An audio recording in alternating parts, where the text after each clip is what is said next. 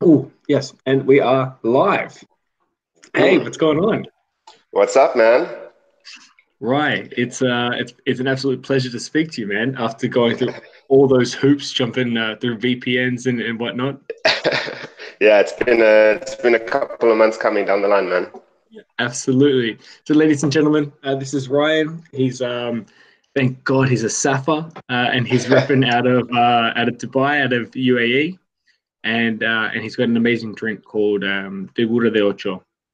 That's right. So, brother, please introduce yourself to everyone. So yeah, my name is Ryan. Currently living in Dubai from South Africa.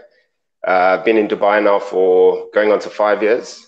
It's my second time doing Legacy, and yeah, just stoked to be here, getting a chance to speak to you finally. Yeah, awesome, dude. So, first off, the pleasure's all mine. You know, you've gone through a lot of trials and tribulations in this legacy. I'm specifically referring to when your Instagram account was hijacked, and I think that's a really Yeah, interesting thing to talk about because you never think it's going to happen to you, right? Like, social media piracy. But so we're going to cover that tonight. We're going to cover our legacies, and I really want to get your perspective on entering legacy for a second time and how you're coping with being away from home for so long, and if that's influenced your legacy up to this point. So please, right, tell everyone what's inside your drink and what makes the drink so special for you.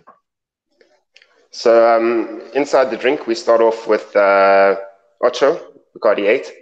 Um, we've got, I'm also a martini fan, so we've got martini rosso that's been infused with banana. We have Moscato, and finally Frangelico. So I've added 2 drops saline solution, and it's garnished with hazelnut oil. Yeah, Okay, cool. so for me, it was kind of like the thing that makes this drink so special for me is it's kind of like it's a drink that's really close to my heart because the story behind it, like it dates back to 1995 when my father was telling me a story. Um, and so yeah, I kind of built the drink from that. Yeah, cool. And what about the story? What makes that one specific story back in 1995 so particular and so unique for you? So it was when I was a child. I was 10 years old, and my father, who had spent time in the army, he used to tell me stories all the time. And one of the stories he told me was he was like, look, I want to show you something, something that saved my life one day and might one day save yours. And he taught me how to tie the figure of 8 knot.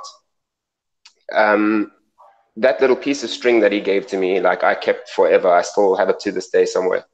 Um, and unfortunately, he passed away a few years later, and it kind of that story became like a little thing to hold on to. When things got tough, I would look at this piece of string and be like, this little thing saved my father's life one day, and it meant so much to me, and that's just kind of like the base of the story. Amazing, man. Hey, it's my father's birthday today, so here's the fathers, man. Cheers and happy birthday to your pops, man. So that's beautiful. And so how do the ingredients play a role? Do they have specific ties back to each element of the story, or are these just flavors that you've been playing with that you love? Run through the construction of Figura de Ocho. So basically, I started off with Ocho, which is my favorite of the Bacardi range. So growing up in South Africa, I was growing up around wine farms, on wine farms. So I had to kind of add in the wine elements. And one of my fondest memories of my childhood was when my parents would make this dessert. It was kind of like a peanut banana pie, but they would have like hazelnuts on top, and so those flavors I had to involve somehow because it was just such a great memory of my childhood. So yeah, I put all of the ingredients together, and it just kind of makes this concoction of childhood memories, you know. Yeah, isn't it funny when so you sit down, you look at the Bacardi legacy entry form, and you think, oh my God, how the hell am I going to create a drink? You know, something that's original. It's supposed to be this one-off, this unique, you know, and it has to tick so many boxes. It has to be replicable. It has to be tasty. It has to be batchable. It has to be marketable. You know, there's so many elements that go inside making this drink. And you always, for me, I always thought to myself, oh, I don't want to be too, I don't want to get too personal. I don't want it to, I don't want to be, you know, like that's not really the kind of bartender that I am. But then the more that I started straying away from who I was, in the weirdest, most paradoxical manner, I kept on coming back to who I really am and putting this into a drink. And you know, I think it's really beautiful because we have to live this drink for 4 or 5 months, and that's if you don't win, right? And so I think, you know, trying to find these connections between your childhood memories or things that you're going through in that very moment, or things that you're hoping to go for, that's really helped me, and I'm sure it's really helped you to have a clear idea of what it is that you're trying to accomplish, right? Yeah, absolutely. I mean, for me, I was looking at this form thinking, you know, as you said, like, where do you start for something like this, you know? And for me, like, one of the things that I kind of thought about and stood out the most was, I don't want to be standing on stage telling a story that a PR agency has written for me, because I'm going to be feeling uncomfortable. I'm going to be forgetting the story. I'm going to be, you know, stumbling up. Like, it's just not me, you know? So for me, speaking about something that truly happened and happened to me and affected my life, I think that it kind of creates this relationship with you and the audience, and with you and the judges as well, which I think is very important. So yeah, and for me, like, that would probably be my first piece of advice to anybody who wanted to enter legacy, is just speak from the heart and speak from experience. And you know, hearing your story now, your logo makes so much more sense, and it's so much more impactful, right? Yeah. For anyone that doesn't know, Ryan's logo, it's that figure of 8 knot that he alluded to a couple of minutes ago, and I get goosebumps thinking about it. You know, and I think it's one of those. Sometimes you run a really dangerous path when you make a story that's so specific and so unique to you, because it's perhaps people can't understand it, that they don't have a portal into feeling what you feel. But we all have that emotion to a parent. We all have you know, that innate feeling for, you know, for love and for advice. So I think you've done a really great job in parlaying that one specific emotion into your marketing campaign. So fantastic job, man. Really well done. Thank you so much. So, so talk to me about the scene over in Dubai. You know, you say this is your second time in Legacy. Is this your second time competing out of the UAE, or had you competed back home in South Africa? No, so this is it's my second time in UAE. You see, the thing is with South Africa, it's not, the cocktail scene hasn't really progressed that much, and well, maybe in the last 5 years it has, but when I was there, it was very much just about, you know, brandy and Coke and beer. That was pretty much it, you know. So it was kind of like a shock to the system when I moved to Dubai. So I left South Africa as the general manager of a nightclub, and I needed a fresh start. So I moved to Dubai as a bartender, and I decided, you know what, screw it, I'm going to start over, start fresh, and that's what I did. And I worked my way up. Now I'm assistant general manager of a restaurant, which is fantastic, but I'm still running the beverage program. And it's just like, it's crazy. I moved to Dubai and I had no idea what anybody was talking about. Like, I'd maybe made 10 cocktails in my whole entire life. And people were asking me, like, can you make shrubs? Can you make sherbets? Can you dehydrate? I was like, what is this? It's science, you know? It's like, like, but it didn't take me long, it's just, I've always had a passion for this industry and for making drinks. And it was one of those things. I moved to Dubai. I didn't know anybody here. So I would end work 12 hours a day, 6 days a week, and then just go home. First thing, YouTube, Google with a little pen and piece of paper, and just write and just like learn as much as I can. And I crammed and I crammed and I crammed. And that kind of got me to where I am now. But the scene in Dubai is absolutely mental. Because Dubai is made out of 70% people from overseas. It's only like 30% locals or Emiratis. It's people from all walks of life, So you've got bartenders from Sweden, from Australia, from Italy, France, Ukraine, and it's kind of like everybody's got their own, history and experience from their country. So Dubai is just this like soup of people from all walks of life and just like crazy experiences, crazy techniques. So the scene here is amazing. It really is. And in my opinion, I haven't found a better industry anywhere else in the world, which is why I love Dubai so much. I think that you can go to a bar today and learn something that could change your life behind the bar. So I love it. Man, that's fantastic. I think you hit on two really great points there. The first for me is this idea of perspective, right? So my cocktail Cubist, it centers around this idea of how we fragment information and how we use that fragmented information to create art. And obviously art can be any form that you perceive it as. But specifically speaking with cocktails, right, the next stage for my campaign is all about adaptability. And it's all about how you can adapt Cubist into different forms of the cocktail entity. So a fizz, a clarified, straight up and on the rocks, a long, a slushy version. And I think being inside this bubble that you are, where you're forced to be creative and you're forced to collaborate and you're forced to have to work with like-minded animals and people who have come from different experiences, who share different perspectives. I think it's a really amazing thing, right?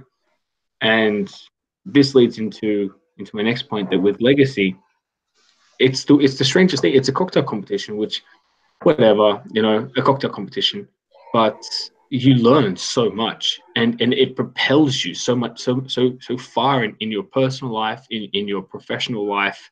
And I think sometimes people we lose sight of that. Maybe sometimes we get so caught up in this whole idea of marketing and competing that we lose track of all these little things that we're gaining along the way. Absolutely. And I mean, I think that's why I love what you do. Is, I mean, these podcasts, it's incredible, because I do think people get caught up in the marketing side of things, and for you, I mean, I'm jealous, man. You get to meet all people that are competing, and it's you get to learn as much or much more than anybody else would. And I think Bacardi Legacy is, as you said, it's a great opportunity, and for me as well. It's the reason that I entered again. It's just that it's so much more than just a competition. The amount that you can grow and learn from this competition, the amount of people you meet, the experiences you get, it's second to none, really. Absolutely. And how far did you get last time you competed? I was top 30 in UAE. It was the competition was, I wasn't, to be honest with you, I wasn't ready for Bacardi Legacy. So a good friend of mine, Eric, he came first in UAE Legacy 3 years ago. And his kind of advice to me was, the first thing he said to me was, the first time that you enter Bacardi Legacy, you don't enter it to win. You enter to see what it's about. And then the day that you get kind of kicked out of the competition, that's when you start your journey for the next legacy. It's kind of like, you don't realize how much planning and work goes into legacy, So that was it. I kind of entered the first time around to kind of see what's going on, and And it was a good thing that I didn't go through, because if it had got to this point, I wouldn't have been ready, and it would have just been, in my eyes, another cocktail competition. I wouldn't have put as much effort and love into this project that I'm doing at the moment. Yeah, and it's a beast. It really is. Yeah. It's that's why I think, when we open this conversation with about being personal and being authentic and true, because if you're not, I feel like that this competition can really gobble you up. And when you're standing on stage and you're faced with 3 judges, 400 people watching you, 10,000 people watching you online, mistakes can happen, and you want to be able to gain your footing and know, hey, I'm comfortable with this because I live this, I breathe this, this is who I am. And like you said, it takes time. It takes time and trials and tribulations to go through, to getting the right drink and having the right mentality to enter Legacy. Now, when you said that you were jealous of all these podcasts that they do, it's, this is one of the greatest things that I'm taking away from doing this competition. The amount that I've learned from sharing perspectives with other people, it's truly insane. And for me, this is what Legacy is about. It's about collaboration, and it's about having one collective unit working together, for the greater good of helping a community, as opposed to working against each other and tearing this community apart. Yeah, absolutely. Like that's another thing. Like, I recently went to Cyprus. We did a guest shift at Lost and Found, which was absolutely incredible. If you ever get the opportunity to go to Lost and Found in Cyprus, man, do it. But it was a legacy event, so I think that there were 12 of us in total. And just from hanging out with these 12 Bacardi guys, and I promise you, like, if any one of them are in the finals in Amsterdam with me, it's like we're family, and the same with you. Like, I know that if I get to Amsterdam and you get to Amsterdam, it's going to be like, we're no longer alone, we've got someone there that we know. So that's fantastic. I'll give you a little story about that. So one of the first people that I did a radical hangout with was Ray. She's from the Netherlands. I'm sure you did the guest shift with her, Envious. Yeah, she's awesome. She's amazing. Yeah. So she was one of the first people that I actually did one of these casts with, and we went down to London to do a PR boot camp. I walked into the hotel, and she was standing there, and I was like, dude. It's like, dude. And then it was like we had been friends for years. And for me, one of the really interesting things is, you're now the 27th person that I'm having a radical hangout with, and I've got 50 to go. And I think to myself, I'm like, someone has to be the winner out of these 80, out of these 80 people that I'm speaking to. One of us has to win. Yeah, absolutely. So yeah, it's fantastic. It's super cool. For me, it very much feels like a family, right? And it doesn't matter right now. The barriers of countries and cities and lands have been completely blown open, because taking this whole thing digital, it's for me, it's opened the doors. Upstairs sleeping right now, I got 2 little babies, so I don't have really the opportunity to go to Lost and Found and do all these amazing guest shift events like you guys are doing. So I've got to find my own way to do it, right? I've got to find my own way to think, to practice what I preach about thinking radically, thinking outside the box. And this is what's led me, right now, sitting down here, having a couple of drinks with you, bro. Cheers for that. Hello. And it's the weirdest thing, it kind of, in the strangest way, it feels like we're sitting in a bar, feels like we're just hanging out, right? Yeah, exactly. But that's amazing, man. I love this. Like, as I said, I'm jealous. So, talk to me a little bit about this social media hijacking. So, if anyone that doesn't know, Rye a couple of days or a couple of weeks ago got his account completely hijacked, and you lost a lot of traction, right? So walk everyone through, that process, because it's the first time that I've heard it happening within a cocktail competition. So basically what had happened was I was sitting at brunch and I was working, and I got a lot of orders for Figura de Ocho. So I jumped behind the bar and I start making these drinks. And one of the customers that is filming me, she's posted and reposted my cocktail plenty of times. And she was like, I finished making the drinks, and she was making videos, and she was like, Ryan, I can't find your Instagram. Like, I can't tag you. So I was like, probably just something with the Wi-Fi, like leave it. And then a couple more people came, they wanted the drink. So eventually they were like, okay, we want to tag it on Instagram, and they couldn't find it too. So I was like, that's weird. I pulled out my phone and I went on to my Instagram page, and it said first I clicked on the page and it said invalid username, invalid password. So I tried again, nothing happened. So I went to my main account and my personal account, and I searched for Figura de Ocho. It came up with 0 followers, 0, and following 0. So I was like, there's something really weird. And then my girlfriend was like, okay, but I sent them a message. I sent you a message, so let me check. So she went through her DMs. She found pictures that she had sent to Figura de Ocho, but the name had changed. So I immediately knew, okay, something was wrong. So I found the guy's name, and Ollie from Bacardi, a couple of the Bacardi guys, because I phoned them immediately, like in hysterics. I was panicking. I was like, look, I've been working so hard for this, And Ollie was also like, look, I found this guy. He's a Turkish guy. And on his Instagram, it says hacker, Turkish hacker. So like I clicked on his name, and I was like, I just messaged him. I was like, bro, look, you need to give me this account back. Like if you want the account, like if you need followers, I'll share your page. Like what do you need? Like, like what is this? And he was just like, what the weirdest thing is this guy is actually a super cool guy. Like he answered me back immediately. He was like, hey bro, what's up? Like, yeah, I've got your Instagram. Like, amazing customer service. Yeah, like hopefully one day I'll find this guy, and we'll share a Bacardi and laugh about this. But so anyway, I messaged him, and I was like, at this point, practically begging him to give it back to me. I was like, dude, I will do anything. Just give me my account back. And you know what the worst part is? Because you think that Instagram is so secure. So I was making on your Instagram, you can save your stories to I forget what it's called.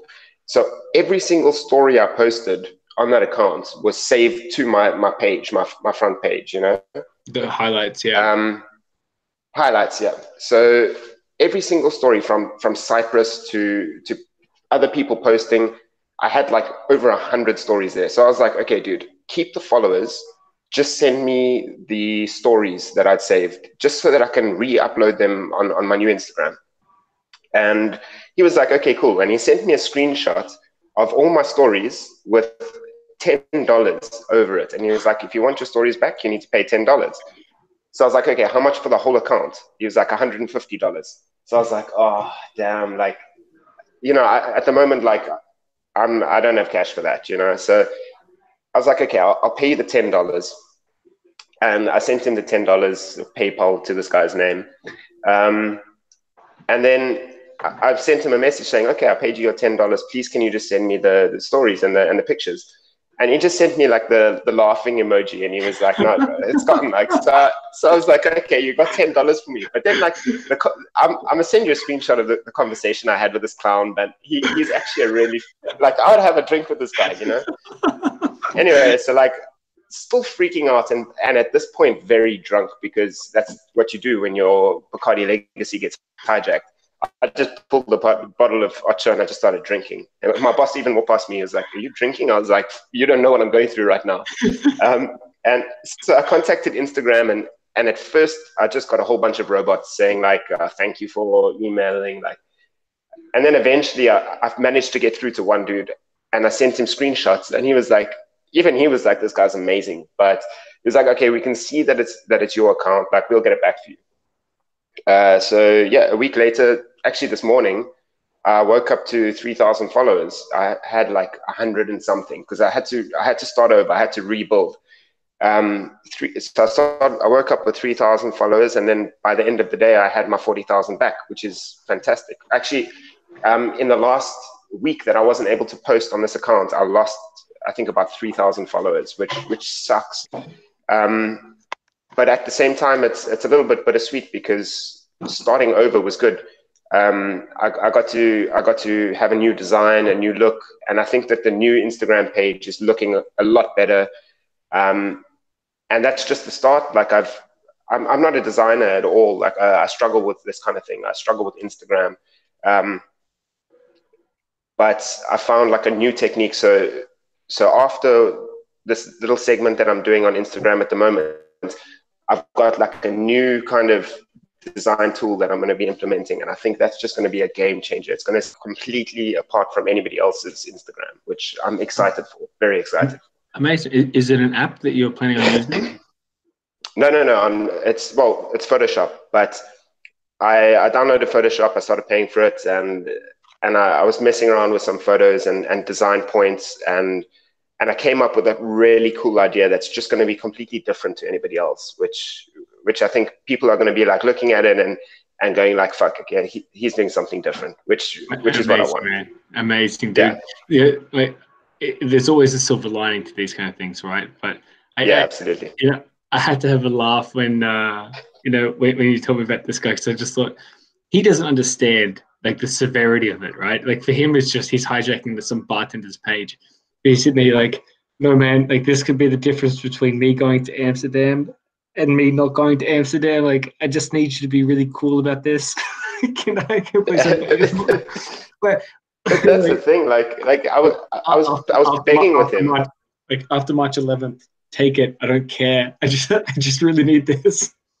Exactly. That's what I was saying to him. I was like, dude, like I will give it to you. You can have it, but just not right now. I need it because for me that that Instagram was months and months of hard work, and it's not only my posts, but it's posts from influential people and people that I'm never gonna get a chance to meet again. They might never come to my bar and enjoy my drinks so much that they posted like a long story about it or shared it, and I was saving all of that. And for me, it was maybe 4 or 5 months of just like saving everything turned into, okay, I've got 23 days until UAE finals and I have to start a new Instagram.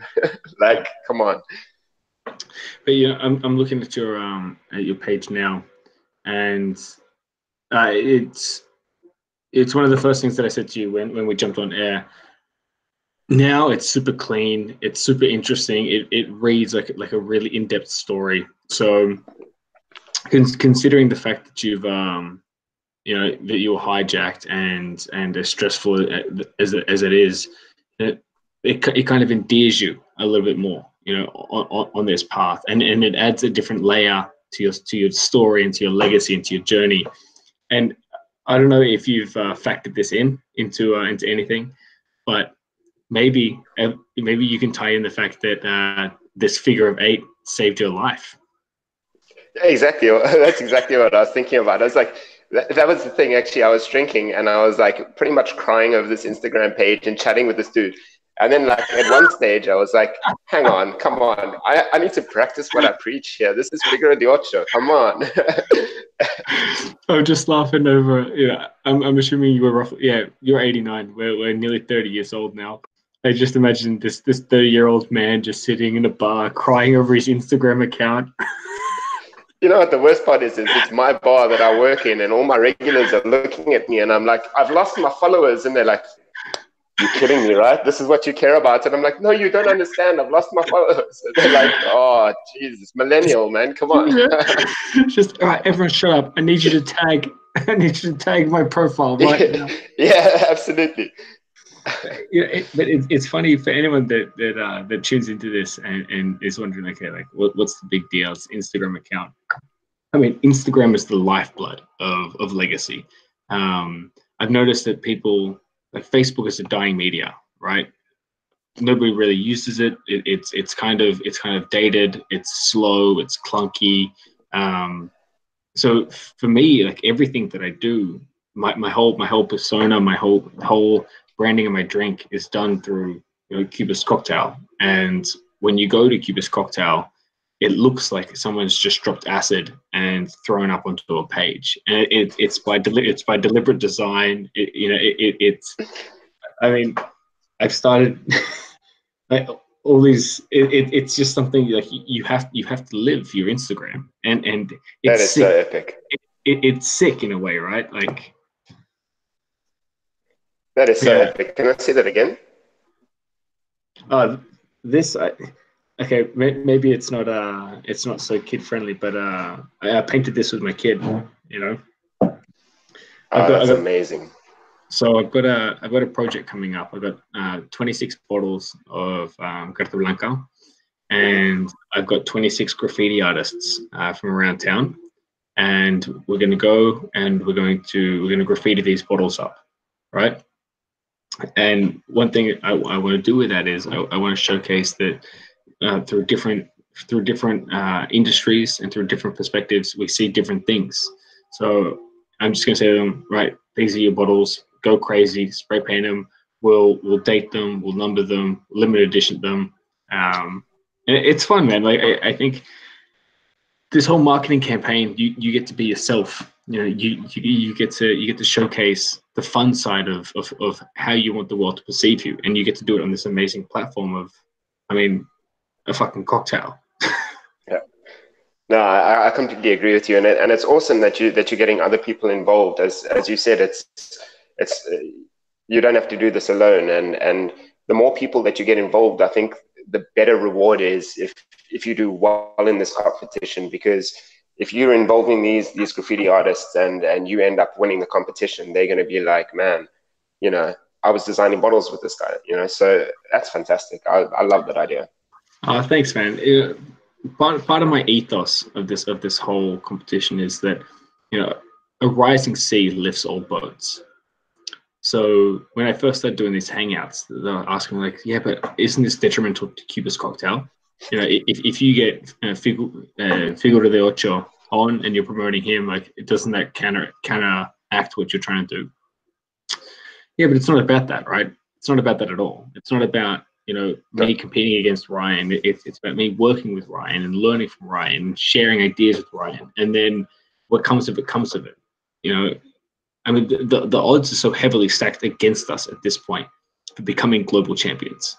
So for me, my mentality was think local, act global, right? So get locals involved, capture my market. My videographer, he's a good friend. My photographer, he's a good friend. The artists, friends.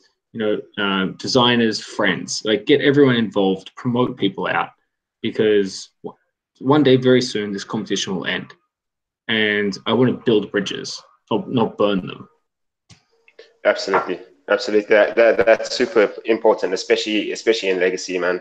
I'm also trying to involve as many friends as possible, and my friends must hate me because in the very beginning I was messaging all of them like, hey, I just uploaded a new picture, can you go like it? Like, but just little things like that. But my friends and family have been super supportive, and at the semifinals for UAE, I've never seen a crowd go that crazy for me before in my life. And you know what the thing is it's like even Dinos, one of the judges, was it Dinos? No, it wasn't. It was one of the judges. He came to me afterwards and he was like, man, that following that you have, that crowd reaction that you got was just incredible. And for me, there's no better experience, there's no better feeling than looking up from that stage and just seeing a whole bunch of people that you know and love just in front of you, supporting you. And it's incredible. Truly, man. And for me, that's the biggest advice that I can give to people. Like, when not just legacy, but with any cocktail competition that you enter into, like, enter it with the idea of, I'm going to spread I'm going to become a social butterfly, right? And I'm going to take every opportunity that I can, and I'm going to enjoy every last drop of this, because for me, I'm never doing this again. Like,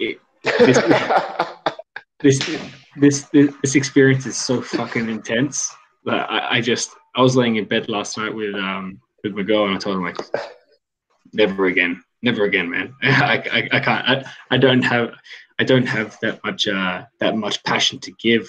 I've used it all on this one goddamn drink.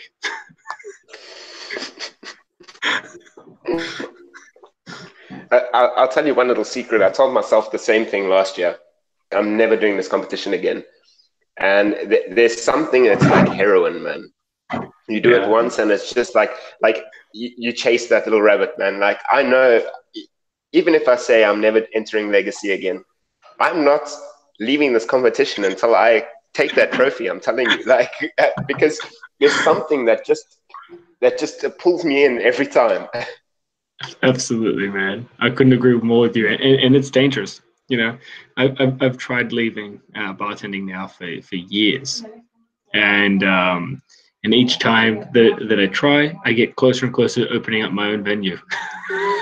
Yeah, exactly. But it's the same kind of thing. Like, okay, so for me, I got into bartending to pay for college. So I was studying I was studying automotive engineering and plumbing. And I ended up becoming a bartender in Cape Town to pay for my college tuition. Then I finished college. I became a qualified plumber. And the dream was to move to Australia and open up a yeah, exactly. Open up shop in Australia. So I finished university, and I worked as a plumber for 3 months, and I ended up quitting and going straight back to the bar, and I've never left. It's just like there's a passion. It's like inherent in me. I don't know how to explain it, but this is just my life now, and I love it. I love it so much. Absolutely, and Bacardi, they take that passion and they amplify it, right? They give you the platform to promote yourself out. They give you the platform to say, all right, like, here's some money, here's some time, here's some resources. Who are you? And one thing that I've noticed is a lot of the legacy winners and a lot of those that progress quite far in legacy, they're quite mature, right? They've gone through the fires of partying and being young and being, insert whatever adjective in there. But once you kind of start refining who you are as an industry head, and then you realize, no, I have to take advantage of this, because this platform will shrink one day. This platform will disappear one day. And those that understand that, from start to finish, they reap so much more.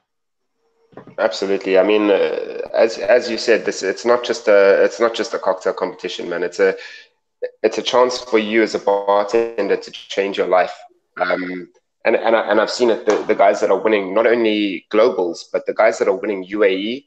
The last 4 years that I've watched, I've seen these guys go on to do amazing things, and they go and they do amazing, like they go and they do amazing things, and I kind of sit back and it's like, I'm so happy for these guys, but they got there because of Bacardi and because of Bacardi legacy. Without that, it would be next to impossible to achieve on your own. And I mean, like, look at your newfound skills in design, right? Like, that's going to come in handy when you are, when you're heading a venue, so when somebody says to you, okay, here are the keys to a bar, to a restaurant, there you go, what can you do? And if you take nothing else away from this competition other than design skills, I mean, that's invaluable, right? Because absolutely, when would you have taken the time to do that otherwise? Yeah, never. That's the thing. And it's also like the way that I see it now is it's as you said, it's the design, and then it's also now new friends that I've got in the industry. I feel like, I can call you up and be like, listen, here's my inspiration for a cocktail. I'll put on the menu, made from Sweden or made by you or something, but like I feel as though you can gain so much from Bacardi Legacy, and that's why I love it. So absolutely. For me, it's one of those things that, like I alluded to, I'm almost at the point where, not to give too much away, but I'm almost getting ready to open something up, right? And okay. I think to myself, okay, like if nothing else, if I don't even make it out of Sweden, I know that I have a plethora of amazing bartenders that I can call up and I can say, do you mind helping me out with X, Y, or Z? Do you mind flying in, and we'll do an event? Do you mind doing this? Do you mind collaborating? And this family network that's growing, man, I've got all the love in the world for Bacardi, and this isn't something that's sponsored. It's not something that's forced. It truly is an amazing feeling. So, speaking of Bacardi, they've told me keep these things to 15 to 20 minutes, and I think we're up to 40 minutes. I told you, man. I could talk for hours, brother, but we got to wrap it up. All right. If we have to, man, I think we end the live session and you and we keep drinking and talking. Hey, how do you feel about that? I like that a lot. I told you, sometimes it just feels like, it's almost like digitally drinking at a bar. It's like, So, right, here's to you, my man. Cheers, my boy. You're doing a fantastic job. You're killing it. You turned that corner from being hijacked on Instagram, and you got one of the most beautiful pages out there. So congratulations to you, man. Thank you so much, and cheers to you too, my boy. Cool. So, ladies and gents, I see we've got one little viewer there that stuck around. Congratulations. Right, man, I'm going to talk to you real soon. I send you nothing but love, peace, and success, bro. You're going to crush it. Cheers. Thank you so much, brother. All right. Talk to you soon, man. Cheers, bud. Ciao.